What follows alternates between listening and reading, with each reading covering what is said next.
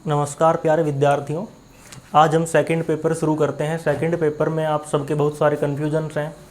ये बहुत आसान पेपर है जिसको आप बहुत ही टिपिकल और एक ऐसा कठिन सब्जेक्ट मान के बैठे हो। बहुत ही आसान इसमें टॉपिक्स हैं और इनको हम आसानी से कवर कर सकते हैं। ऐसे बहुत सारे टॉपिक्स हैं जो पिछले साल के एग्ज़ाम्स में आए हुए हैं, हम उनको भी देखेंगे और इस साल जो आने वाले हैं इंपॉर्टेंट टॉपिक्स उनको भी हम देखेंगे। पहली बात तो ये है कि आपको घबराना बिल्कुल भी नहीं है, ठीक है। सारे टॉपिक्स आपको बहुत अच्छे से क्लियर करवाएंगे और एक एक टॉपिक की मैं वीडियो डालता जाऊंगा। अब तो सबसे पहला इसमें जो इम्पोर्टेंट टॉपिक है आपका, उस टॉपिक का नाम है पारिस्थितिकी अनुक्रमण, इकोलॉजिकल सक्सेशन इसको कहा जाता है। अनुक्रमण के ऊपर बहुत बार सवाल पूछा गया है, लगभग हर दूसरी साल में इसके ऊपर सवाल आता है। तो आइए इसको शुरू करते हैं। तो इसका नाम है, देखिए, पारिस्थितिकी अनुक्रमण, सक्सेशन। नाम में क्या है? सक्सेशन। तो यहाँ पे देखिए वर्ड क्या आ रहा है? सक्सेस।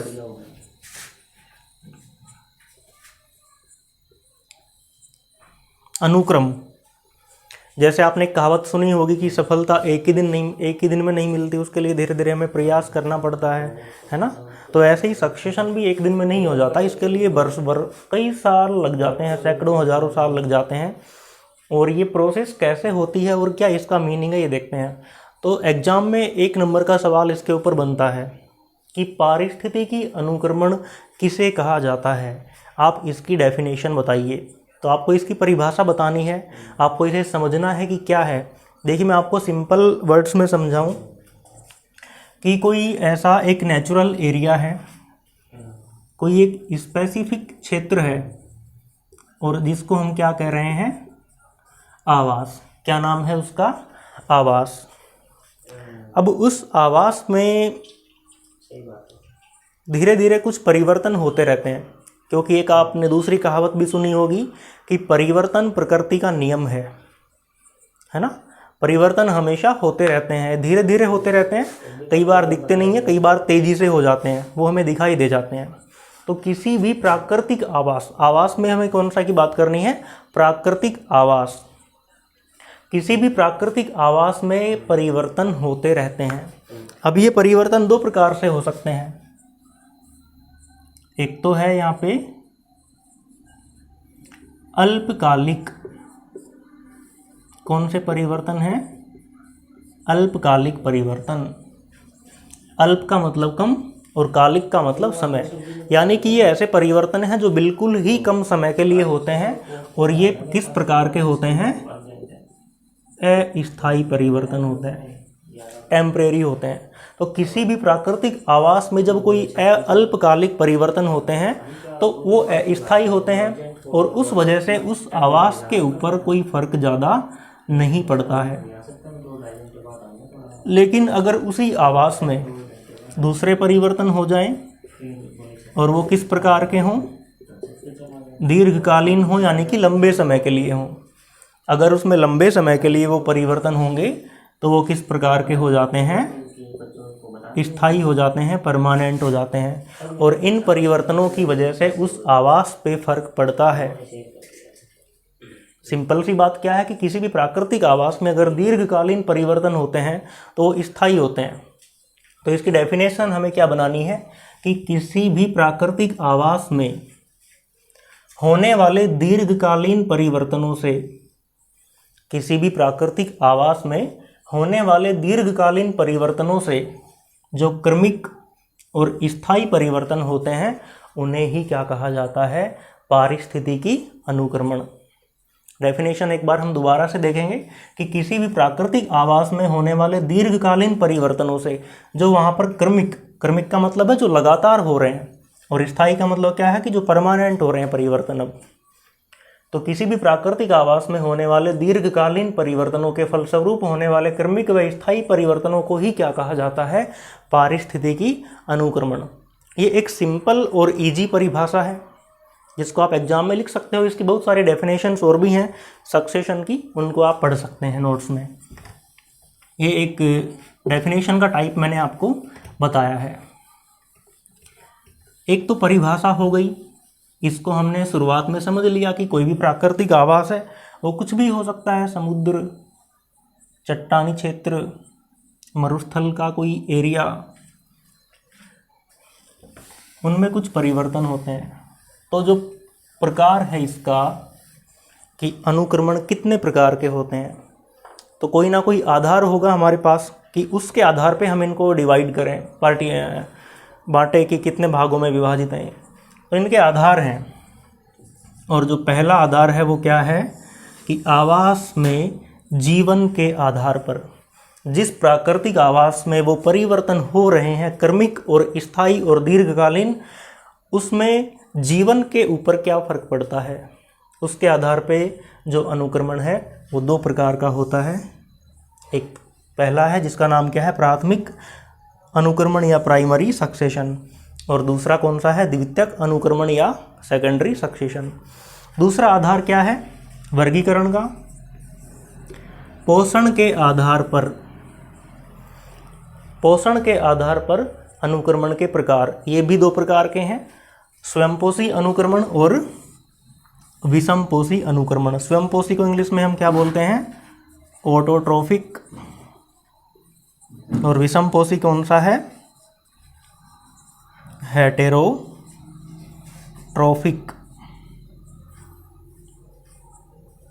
पहला हम देखते हैं आवास में जीवन के आधार पे, ये दो प्रकार का है। पहला कौन सा है, प्राथमिक अनुक्रमण या प्राइमरी सक्सेशन। ये कहाँ पे होता है, ये ऐसे आवास में होता है, ऐसी जगह पे, ऐसे क्षेत्र में होता है जो बिल्कुल ही निर्जन हो, यानी जहाँ पर पहले कोई भी समुदाय निवास नहीं कर रहा हो। अगर कोई ऐसा क्षेत्र है, अभी गोले का मतलब ये नहीं है कि वो गोल क्षेत्र है, गोलाकार वृत्ताकार है, उसकी शेप कुछ भी हो सकती है ना, मैंने आपको समझाने के लिए बताया है। ये कोई भी ऐसा निर्जन मतलब जहाँ पे कोई भी जीव नहीं रहता हो, सुनसान वीरान इलाका। किसी भी निर्जन क्षेत्र में जहाँ पर पहले कोई भी समुदाय निवास नहीं कर रहा हो, वहाँ पर होने वाला अनुक्रमण क्या कहलाता है, वहाँ से शुरू होने वाला अनुक्रमण क्या कहलाता है, प्राथमिक अनुक्रमण। इसीलिए तो प्राथमिक कहा है, क्योंकि उससे पहले वहाँ पे कोई प्रजाति निवास ही नहीं कर रही थी, वहाँ पर कोई समुदाय ही नहीं था। अब ऐसी निर्जन जगह कौन कौन सी हो सकती हैं, अगर कहीं पर ज्वालामुखी है, ज्वालामुखी से निकला हुआ लावा बहता हुआ दिखाई देता है, उस ज्वालामुखी से जो लावा बहेगा, आप मुझे बताइए, ज्वालामुखी आपने कभी देखा है निकलते हुए, उसकी वीडियो देखी होगी टीवी में या मोबाइल पे। गर्म आग के जैसा गुबार निकलता है, पिघला हुआ लावा जो है गर्म, बिल्कुल लोहे के जैसा लाल रंग का निकलता है, और वो जहाँ जहाँ से बहता हुआ जाता है वहाँ का पूरा एरिया बंजर हो जाता है, वहाँ पे घास तक नहीं उगती, कुछ भी नहीं होता वहाँ पे।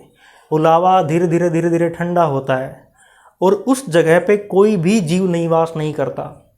तो अगर उस क्षेत्र में कोई जीव, कोई समुदाय वहाँ पे स्थापित होने लग जाए धीरे धीरे करके, तो उसे क्या कहेंगे हम, प्राथमिक अनुक्रमण। अगर कहीं पे चट्टानें हैं लेकिन वो कैसी हैं, नग्न हैं, बिल्कुल न्यूड हैं वो, यानी वहाँ पर भी किसी भी प्रकार के सूक्ष्म जीव भी निवास नहीं कर रहे, अगर वहाँ से कोई अनुक्रमण शुरू हो रहा है तो किस प्रकार का है वो, प्राथमिक अनुक्रमण है। अगर कोई नवनिर्मित टापू है, आपको पता है समुद्रों के आसपास टापू बनते रहते हैं, कई बार डूबते भी रहते हैं, तो जहाँ पे कोई नया टापू बना हुआ हो, क्या वहाँ पे पहले से कोई जीव निवास करेगा, कोई समुदाय रहेगा वहाँ पे, नहीं। तो वहाँ पर, या फिर कोई जैसे नई बनी हुई झीलें हो, ऐसे स्थान जहाँ पर पहले से कोई भी समुदाय निवास नहीं कर रहा हो, बिल्कुल निर्जन क्षेत्र से शुरू होने वाला अनुक्रमण क्या कहलाता है, प्राथमिक अनुक्रमण। दूसरा अनुक्रमण कौन सा है, द्वितीयक या सेकेंडरी सक्सेशन। देखो इसके नाम से ही क्लियर हो रहा है, द्वितीयक यानी ये किसके बाद आता है, प्राथमिक के बाद। अब प्राथमिक कोई क्षेत्र की बात करें हम, कि जैसे ये कोई भौगोलिक आवास है, प्राकृतिक, यहाँ पर कोई समुदाय निवास कर रहे थे, बहुत प्रकार के समुदाय हो सकते हैं, लेकिन वहाँ पर कुछ ऐसा हुआ कि वहाँ पे, जैसे कई बार होता है ना, जंगलों में आग लग जाती है, और आग भी ऐसी आग लगती है कि हम ये सोचते हैं कि वो कुछ घंटों में बुझ जाए, ऐसे नहीं, कई महीनों तक, साल साल भर लगातार लगी रहती है। उसको दावानल बोलते हैं। जंगल में जो आग लग जाती है उसे क्या कहते हैं? दावानल। लाखों हेक्टेयर किलोमीटर का एरिया जल के राख हो जाता है। उसमें रहने वाले बेचारे जीव जंतु, पेड़ पौधे सब मर जाते हैं। अगर कहीं पे आग लग जाए अग्नि से, या किसी क्षेत्र में बाढ़ आ जाए, बाढ़ आने के बाद क्या बचता है? क्या वहाँ पे कोई समुदाय जीवित बचेगा? वहाँ पे नहीं बचेगा, कुछ पादपों को छोड़ के। या कहीं पर तूफान आ जाए, समुद्र के किनारे वाले जो एरिया होते हैं वहाँ पे तूफान आते रहते हैं। या अगर ओलावृष्टि हो जाए या अतिवृष्टि हो जाए, अतिवृष्टि का मतलब है बहुत ही भारी बरसात, जैसे बोलते हैं ना बादल फट गए। या भूस्खलन हो जाए, भूस्खलन का मतलब होता है कि जैसे जिसे बोलते हैं ना धरती फट गई, एक तरह से वो। अगर ये सब प्राकृतिक ऐसी घटनाएं हो जाती हैं तो वहाँ पे जो प्रारंभ में जो उससे पहले जो वहाँ पर प्रजाति या समुदाय निवास कर रहे थे वो नष्ट हो जाते हैं इन सब दुर्घटनाओं के कारण, प्राकृतिक दुर्घटनाओं के कारण। पहले से वहाँ पे कोई ना कोई समुदाय निवास कर रहा था, लेकिन उसमें प्राकृतिक आपदाओं के कारण वो प्रजातियां, वो समुदाय नष्ट हो गए। उनके सिर्फ अवशेष बचे हैं वहाँ पे, वो भी नगण्य की मात्रा में। तो वहाँ पर अगर धीरे धीरे कोई समुदाय स्थापित हो जाए नया, तो उस प्रकार के सक्सेशन को क्या कहते हैं हम? सेकेंडरी सक्सेशन या द्वितीयक अनुक्रमण। कितने प्रकार हैं? जीवन के आधार पे 2 हैं। पहला कौन सा? प्राथमिक, जो बिल्कुल ही निर्जन जगह से प्रारंभ हो, जहाँ पे बिल्कुल घास भी नहीं उगती हो। और द्वितीयक क्या है? जहाँ पे पहले से कोई समुदाय थे लेकिन वो प्राकृतिक आपदाओं के कारण नष्ट हो गए और उनके बाद फिर वहाँ पर कोई नया समुदाय स्थापित होता है उस जगह पे, तो उसे क्या कहा जाता है? द्वितीयक अनुक्रमण या सेकेंडरी सक्सेशन। फिर इसका दूसरा प्रकार है, आधार है कि पोषण के आधार पे।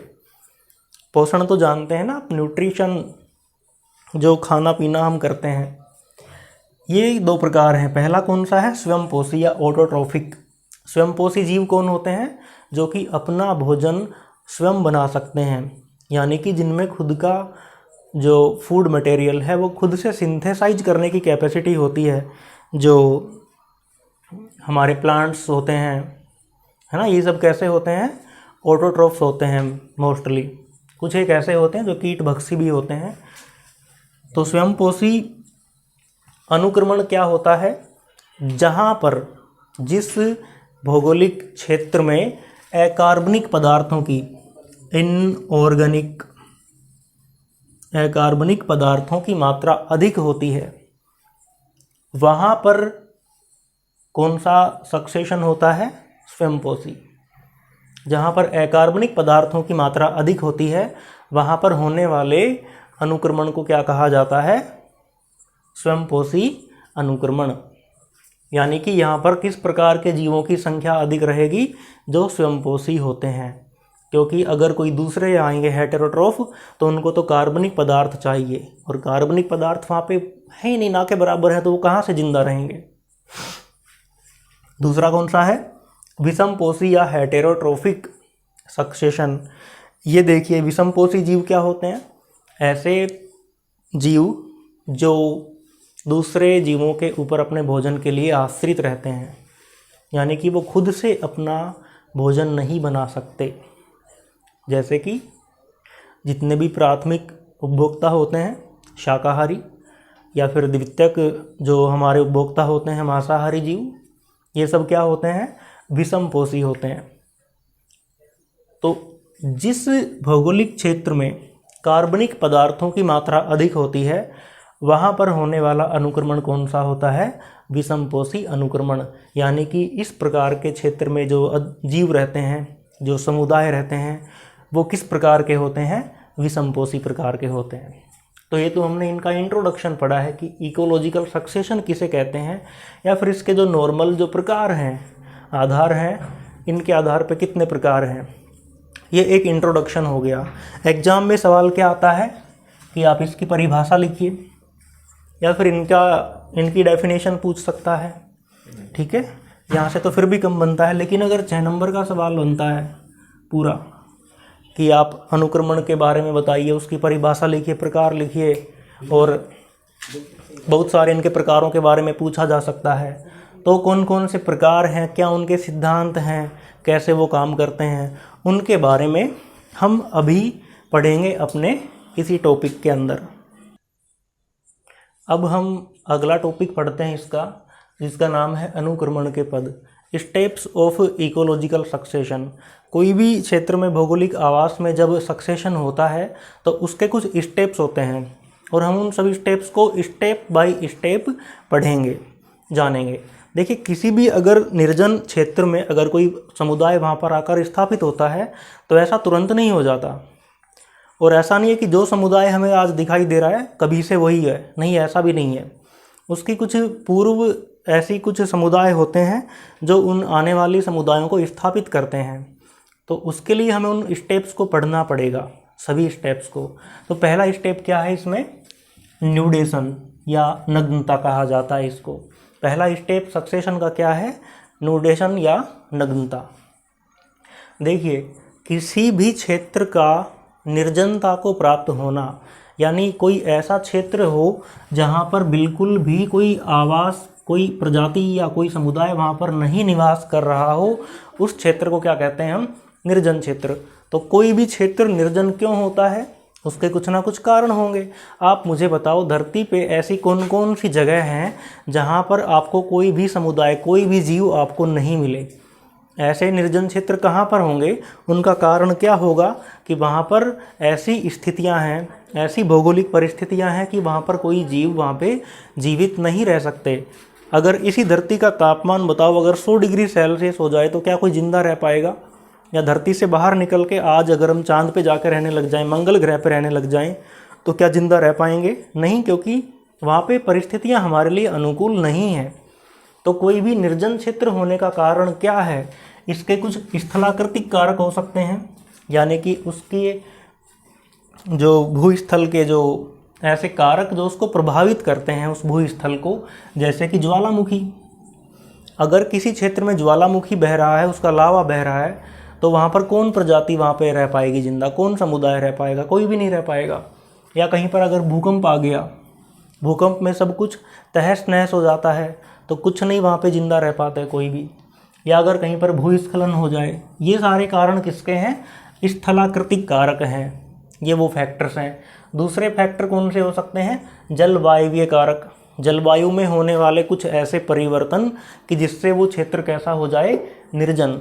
जलवायु में ऐसे परिवर्तन क्या है कि बरसात आ रही है, लेकिन वो बरसात बहुत तेज हो जाए और वहाँ पे बाढ़ आ जाए, या कोई ऐसी आंधी या तूफान आए जो बहुत ही तेज हो, या ओलावृष्टि हो जाए, या अतिवृष्टि हो जाए। ये सारे कारण ऐसे हैं जलवायु के कि वो भी किसी भी क्षेत्र को निर्जन करने में सक्षम होते हैं। तीसरा कारण क्या है? कुछ जैविक कारक, यानी कि जीवों के द्वारा होने वाले, जैसे कि रोग का प्रकोप। कोई ऐसा रोग हो कि जो उस आवास विशेष में रहने वाली प्रजाति या समुदाय को नष्ट कर दे। कोई ऐसी महामारी आ जाए जो किसी विशेष समुदाय को निशाना बना के उसको खत्म कर दे। या औद्योगिकीकरण हो जाए, जैसे कि औद्योगिकीकरण के कारण, इंडस्ट्रियल एरिया डेवलप होने के कारण बहुत सारे जंगल कट गए हैं, और उन जंगलों के कट जाने के कारण वहाँ पर रहने वाले जो समुदाय थे वो नष्ट हो गए। या शहरीकरण के कारण जंगलों को नष्ट कर दिया जाता है, प्राकृतिक आवास नष्ट होने की वजह से वो क्षेत्र कैसे हो जाते हैं? निर्जन। पहला स्टेप क्या है कि कहीं पर भी सक्सेशन अगर होना है तो उस क्षेत्र का निर्जन होना आवश्यक है। प्राथमिक अनुक्रमण की परिभाषा देखिए आप, कहाँ से शुरू होता है वो? निर्जन क्षेत्र से। दूसरा स्टेप क्या है उसका? प्रवसन, या इसको आक्रमण भी कहा जाता है। इसमें क्या होता है कि जो निर्जन क्षेत्र है, जो निर्जन भौगोलिक आवास है, वहाँ पर या तो जल के द्वारा या फिर वायु के द्वारा पादपों के कुछ बीजाणु चले जाएं, भाई निर्जन क्षेत्र में कौन जाके रहेगा? हवा के द्वारा जो बीजाणु चले गए पादपों के, वही जाके वहाँ पे अंकुरित हो पाएंगे। तो उस निर्जन क्षेत्र में जल या वायु के द्वारा पादपों के बीजाणुओं का पहुँचना ही क्या कहलाता है? प्रवसन या आक्रमण। ये कौन सा स्टेप है? सेकंड स्टेप है। तीसरा स्टेप क्या है? स्थापना या नवावास। स्थापना करना है ना, नव आवास। नवावास की संधि विच्छेद क्या है? नव प्लस आवास, यानी कि उनके लिए नया घर। जो बीजाणु इस निर्जन क्षेत्र में आ गए हवा के द्वारा या पानी के द्वारा या किसी और माध्यम से, अब वो क्या होते हैं? यहाँ पे आके अंकुरित होते हैं, और अंकुरित होने से वो पादप बन जाएंगे वहाँ पे। लेकिन ऐसा जरूरी नहीं है कि जितने भी बीजाणु आए हैं वो सारे ही अंकुरित हो जाएं। सभी बीजाणु अंकुरित नहीं हो पाते। केवल वही वहाँ पर बीजाणु अंकुरित हो पाते हैं, उन्हीं पादपों के जिनमें कैसी क्षमता होती है? प्रतिकूल परिस्थितियों को सहन करने की क्षमता होती है। और वही आगे जाके अपना अंकुरण करके उस पादप को बनाएंगे, और उस पादप से उसकी संततियाँ बनेंगी, और वही वहाँ पर क्या रह पाएंगे? जीवित रह पाते हैं। ये कौन सा स्टेप है? तीसरा, स्थापना या नवावास। चौथा स्टेप क्या है? समूहन। जैसे आपके मैं सिंपल एग्जाम्पल की बात करूं, आप मान लीजिए किसी कॉलेज में या स्कूल में बच्चे एडमिशन लेते हैं। ये क्लास है, गर्मी की छुट्टियों के बाद इस क्लास में शुरू हुई कक्षाएं। ये टीचर के या आगे का एरिया है, ये बीच का रास्ता है, इधर बच्चे बैठे हैं, इधर बॉयज हैं, इधर गर्ल्स हैं। पहले कैसा था ये क्लास? निर्जन, कोई यहाँ पे था ही नहीं। फिर कोई यहाँ पे आया, किसके माध्यम से आए? आप सभी जानते हैं। उसके बाद क्या सभी बच्चे एडमिशन लेते हैं? नहीं, कुछ वापस भी चले जाते हैं या कुछ आ ही नहीं पाते। फिर कुछ बच्चे जो यहाँ पे रह जाते हैं, फिर उनमें ग्रुप बनने शुरू होते हैं, है ना, समूह बनने शुरू होते हैं। किन के समूह बनने शुरू होते हैं? जिनकी अभिरुचियाँ, जिनके इंटरेस्ट लगभग सेम होते हैं। एक कहावत है कि गुण मिलते हैं तो शादी होती है, और अवगुण मिलते हैं तो दोस्ती होती है।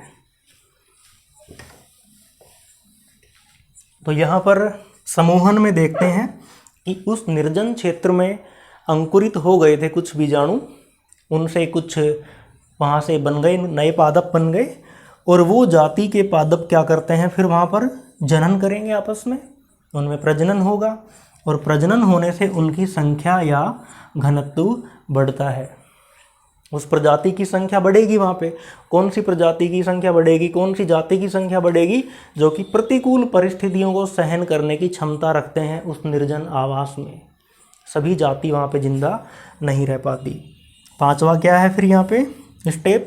स्पर्धा है, कंपटीशन। जो ग्रुप्स आपके क्लास में बने थे, अब उनमें विभिन्न मुद्दों के ऊपर कंपटीशन शुरू होते हैं।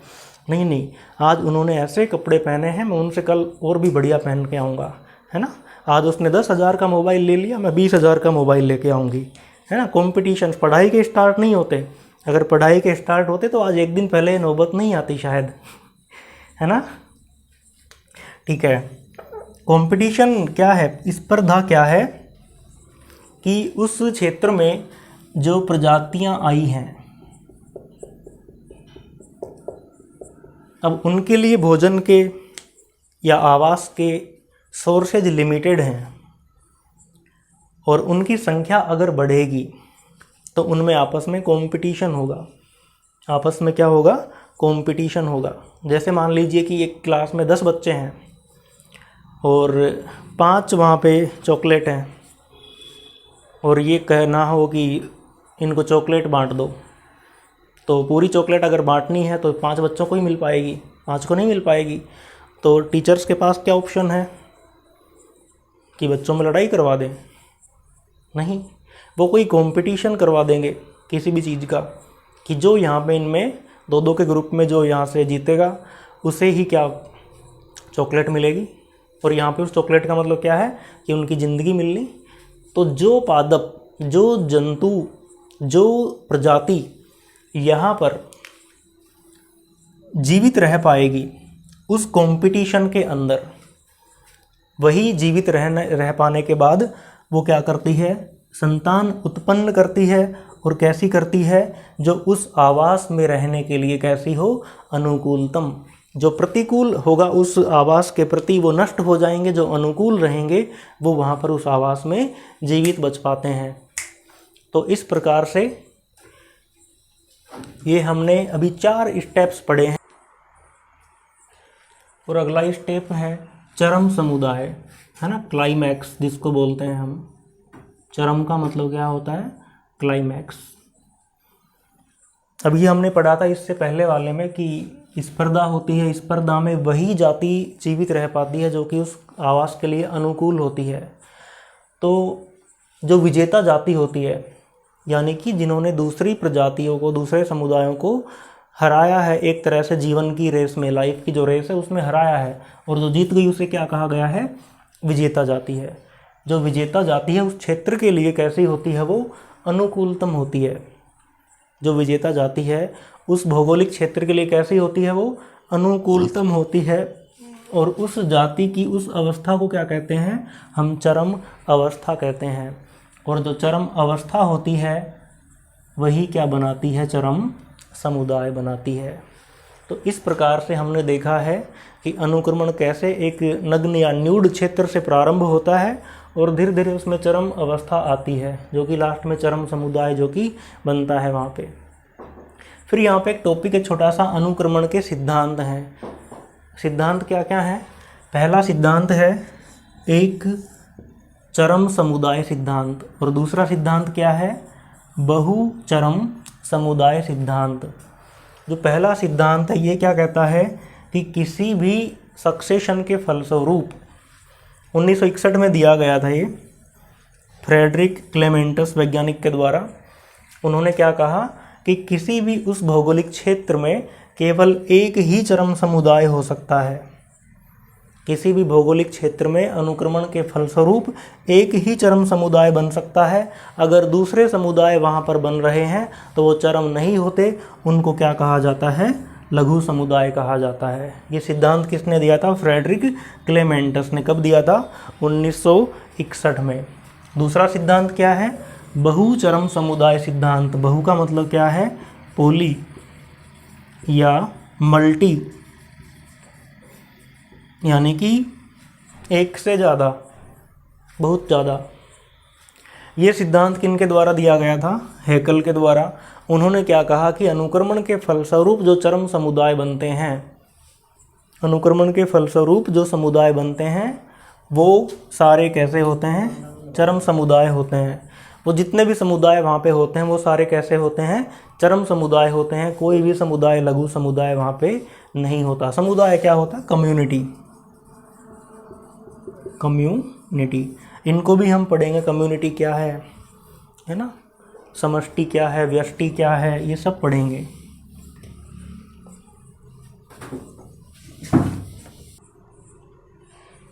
अब हम अनुक्रमण के प्रकार पढ़ते हैं। इनमें पहला प्रकार कौन सा है, जलारंभी अनुक्रमण, या इसका इंग्लिश नेम है हाइड्रोसियर।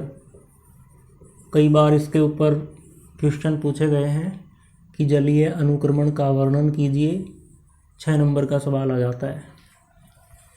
बहुत ही इम्पोर्टेंट है, काफ़ी बार एग्जाम्स में पूछा गया है। देखो नाम से ही क्लियर हो रहा है, जल प्लस आरंभी, यानी कि कहाँ से आरंभ हो रहा है, जलीय क्षेत्र से।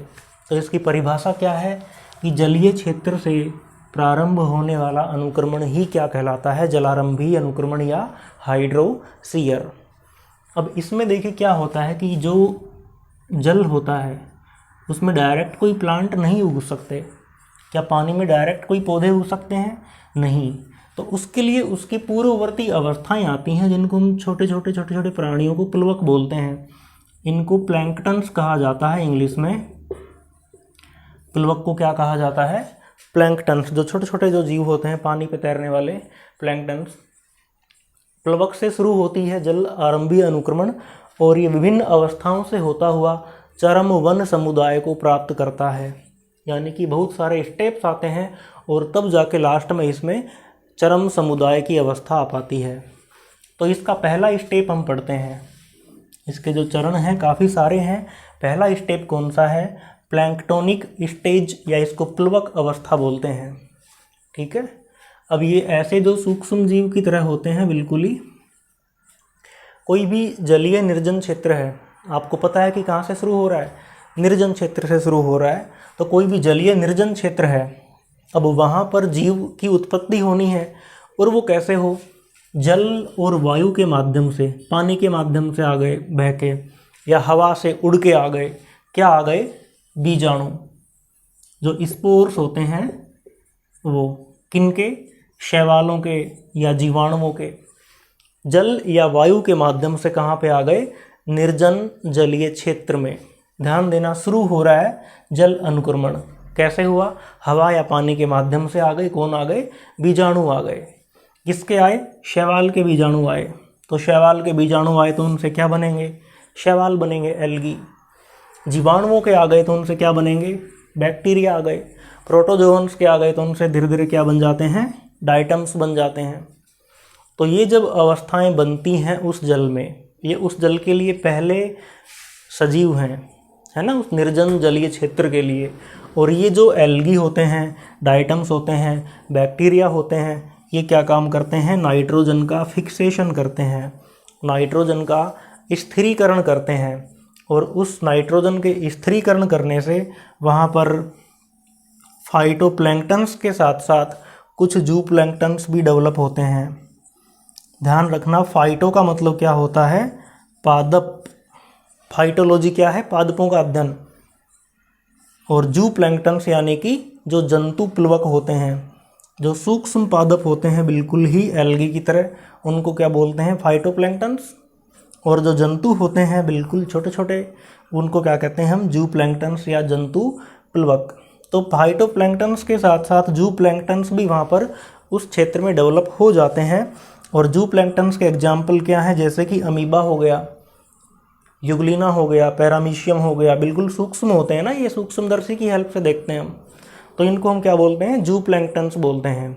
तो ये सब भी वहाँ पे क्या होने लगते हैं? डेवलप होने लगते हैं। देखो पानी में क्या क्या आ गए? एल्गी आ गए, डाइटम्स आ गए, बैक्टीरिया आ गए, जूप्लैंक्टन्स आ गए, है ना, अमीबा, युगलिना, पैरामीशियम, ये सब आ गए। तो इन सब के आने से वहाँ पर क्या होता है कि कार्बनिक पदार्थों की मात्रा वहाँ पे बढ़ जाती है। उस जलीय क्षेत्र में जहाँ पर ये सभी विकसित हो रहे हैं, वहाँ पर कार्बनिक पदार्थों की मात्रा क्या होती है? बढ़ जाती है।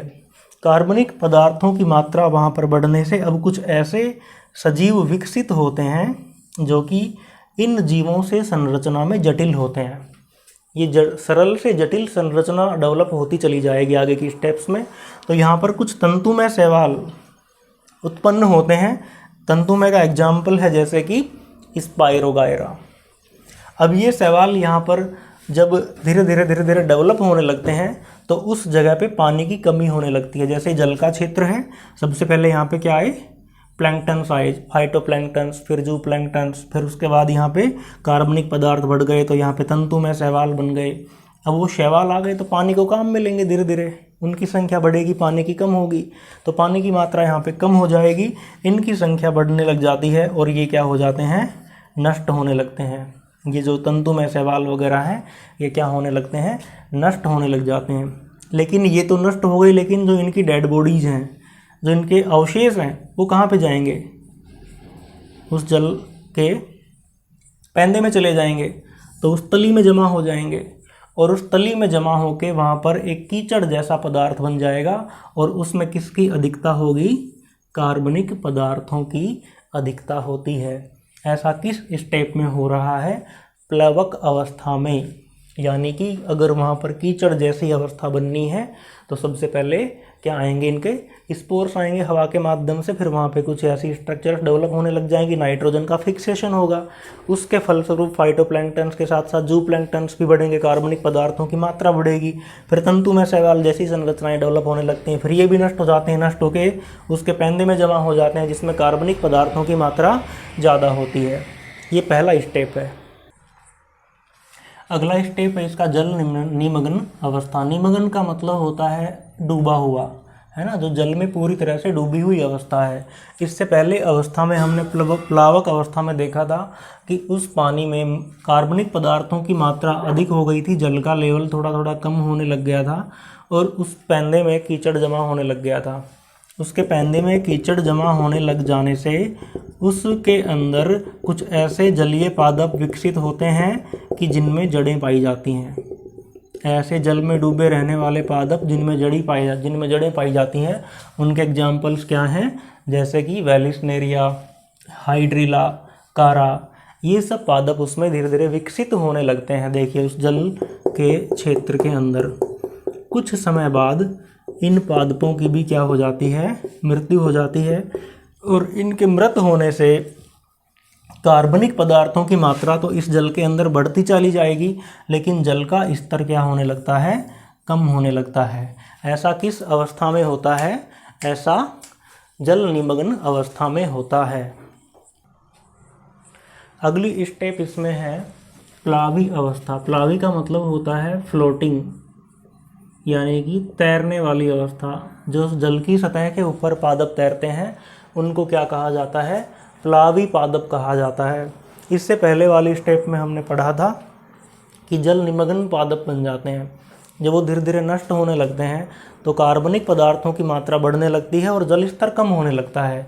तो उसके बाद यहाँ पर उसके फलस्वरूप धीरे धीरे यहाँ पे कुछ ऐसे पादप विकसित होने लगते हैं जो उस जल की सतह के ऊपर क्या करने लगते हैं, तैरने लगते हैं। जैसे वो पादप हैं, नीचे जल स्तर है पूरा, तो ऐसे पादप जो जल स्तर उस जल की सतह को आवरित कर लेते हैं, है ना, उनको क्या कहा जाता है, प्लावी पादप, यानी कि जो पानी के ऊपर तैरते हुए पाए जाते हैं। ऐसे कौन से होते हैं, जैसे कि जलकुंभी होती है ना, बंगाल का आतंक के नाम से जिसे जाना जाता है, वाटर हायसिंथ इसको बोलते हैं। इसके फूल बड़े सुंदर होते हैं दिखने में, लेकिन ये खतरनाक होती है, इसको जल की खरपतवार भी बोलते हैं। तो ये क्या करते हैं कि इनकी ऐसी पत्तियां होती है और पानी की पूरी जल की जो सतह होती है इनकी पत्तियों से आवरित कर देते हैं ये जल की सतह को, यानी कि नीचे के लिए। अब मुझे बताओ कि ये जल है और यहाँ पे पूरा इन्होंने ब्लॉक कर दिया, तो क्या नीचे सनलाइट जा पाएगी, क्या सूर्य का प्रकाश जा पाएगा नीचे वाले जो जल निमग्न पादप हैं उनके लिए सनलाइट नहीं जा पाएगी, उनके लिए ऑक्सीजन भी इतनी नहीं जा पाएगी। तो जो नीचे जल निमग्न पादप थे वो धीरे धीरे क्या होने लगते हैं, नष्ट होने लगते हैं। किनकी वजह से, प्लावी पादपों की वजह से, यानी ऊपर का इन्होंने पूरा कवर कर लिया।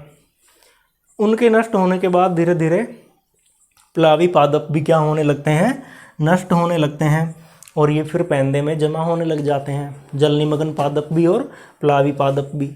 तो जब ये उस जल के अंदर जब विकसित होते हैं तो पानी को काम में लेते हैं और पनप जाते हैं खुद, तो जल स्तर तो क्या होने लगता है, कम होने लगता है।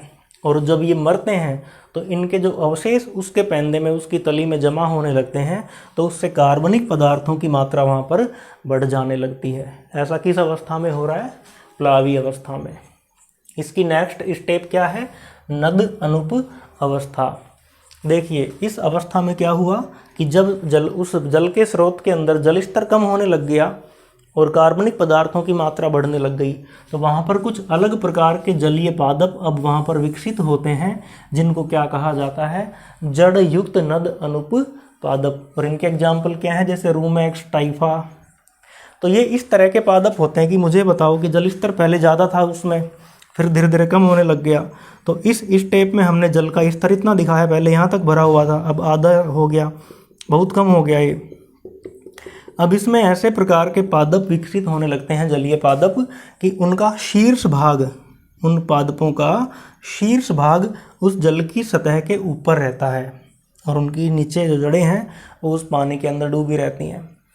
तो इस तरह के पादप जब उसके अंदर विकसित होते हैं तो इससे जल स्तर यहाँ पर क्या होने लगता है, कम होने लगता है। ऐसा किस अवस्था में हो रहा है, नद अनुप अवस्था में। अगला स्टेप इसमें हम देखते हैं जिसका नाम क्या है, कच्छ अवस्था, या इसका दूसरा नाम है दलदली अवस्था, यानी कि कीचड़ वाला क्षेत्र, जिसको बोलते हैं मडी एरिया। जैसे आपने गुजरात में कच्छ का नाम सुना होगा, समुद्र के किनारे का क्षेत्र है और वहाँ पे बहुत ही ज़्यादा कीचड़ होती है, बहुत ही दलदल वाला क्षेत्र होता है वो। तो जब हम देख रहे थे कि वहाँ पर निर्जन जलीय क्षेत्र से प्रारंभ हुआ था हाइड्रोस्फीयर, और धीरे धीरे उसमें पानी की मात्रा कम होने लग गई, और लास्ट में ऐसी अवस्था आ गई कि पानी बहुत ही कम बचा, और वहाँ पे कैसा क्षेत्र बन गया, दलदली क्षेत्र बन गया। और इस दलदल कुल क्षेत्र में अब कुछ ऐसे पादप पनपते हैं जिनको हम बोलते हैं घास, है ना। और घास किस कुल की होती हैं, ग्रेमिनी कुल की। जैसे हमारे गेहूँ जो फसलें होती हैं ना, गेहूँ, बाजरा, बांस, ये सब घास होती हैं, मक्का, इनको ग्रेमिनी कुल में शामिल किया जाता है। तो यहाँ पे कुछ अलग प्रकार की कुछ ऐसी घासें विकसित होने लगती हैं। और आपको पता है घास बहुत ही ज़्यादा क्या करती है, वाष्पोत्सर्जन करती है ना, ट्रांसपिरेशन होता है। तो वाष्पोत्सर्जन की अधिकता से उस क्षेत्र के अंदर जो पानी और भी ज़्यादा कुछ बचा हुआ था, धीरे धीरे वो भी सारा सूख जाता है, और जो जल का दलदल का क्षेत्र था वो किस में बदल जाता है, स्थल के क्षेत्र में। यानी यहाँ पे अब पानी नहीं है, अब यहाँ पे सिर्फ मिट्टी वाला एरिया है। और इसका अगला जो स्टेप है वो क्या है, काष्ठीय या कुंज चरण। काष्ठ का मतलब होता है लकड़ी, यानी कि ऐसे पादप यहाँ पे अब विकसित होंगे जिनमें वुड पाई जाती है, लकड़ी होती है जिनमें। तो यहाँ पर जो दलदल से स्थलीय क्षेत्र बना था, अब यहाँ पर काष्ठ वाले छोटे छोटे पादप, कुछ झाड़ियाँ विकसित होती हैं, और उनकी जड़ें कहाँ पे होती हैं, क्योंकि भूमि में, क्योंकि पानी तो है ही नहीं अब। और कुछ समय बाद ये भी क्या हो जाते हैं, नष्ट हो जाते हैं। और जब ये नष्ट होते हैं तो यहाँ पर ह्यूमस बन जाता है, ठीक है। इनके नष्ट होने से मिट्टी के अंदर क्या बन जाता है, ह्यूमस बन जाता है। आप वो वाली उमस मत समझ लेना, उमस में और ह्यूमस में फ़र्क होता है। उमस तो बोलते हैं सफोकेशन को, जैसे कि अभी बरसात का मौसम है तो हम बोलते हैं कि उमस हो गई बहुत ही ज़्यादा, है ना, सफोकेशन हो गया, यानी कि जो हवा है बहुत ही कम चल रही है और घुटन सी हो रही है। ये तो हमारे एटमॉस्फेयर में होता है। लेकिन जो ह्यूमस है ये कहाँ पे होता है, मिट्टी के अंदर। जो पौधे नष्ट हो जाते हैं, उनकी जड़ें, उनके भाग, पत्तियाँ, फूल, फल, ये सब मिट्टी के अंदर जाके खाद सी बना लेते हैं, जिसको ह्यूमस बोलते हैं, जो कि आने वाले फसलों के लिए एक बहुत ही ज़्यादा अच्छी उपजाऊ मिट्टी का काम करेगा। और अगला और लास्ट स्टेप क्या है, चरम वन अवस्था। ये क्लाइमैक्स स्टेज है। जब हम देखते हैं कि पिछले स्टेप में मिट्टी में ह्यूमस की मात्रा अधिक हो गई थी, तो यहाँ पर कुछ ऐसे पादप अब विकसित होते हैं जो कि कैसे होते हैं, बहुवर्षीय और उच्च वर्गीय, यानी कि जिनको हम देखते हैं ना कई सालों तक जो पेड़ पौधे उगे होते हैं, वो यहाँ पे पनपते हैं। और वो इस अवस्था के लिए, इस क्षेत्र के लिए अब कैसे रहेंगे, अनुकूल रहेंगे, सबसे ज़्यादा अनुकूल रहते हैं ये। और इनके एग्जाम्पल क्या हैं, उष्णकटिबंधीय वन, पर्णपाती वन। तो देखिए शुरू कहाँ से हुआ था, ये प्लावक अवस्था से शुरू हुआ था और कहाँ तक गया, चरम वन अवस्था तक। तो आपके एग्जाम में अगर ये 6 नंबर का सवाल आता है तो आपको विद एग्जाम्पल्स, विद डायग्राम्स और ये सारे टॉपिक्स विद हेडिंग्स आपको यहाँ पे डिस्क्राइब करने हैं। और इस प्रकार से जल अनुक्रमण होता है कंप्लीट।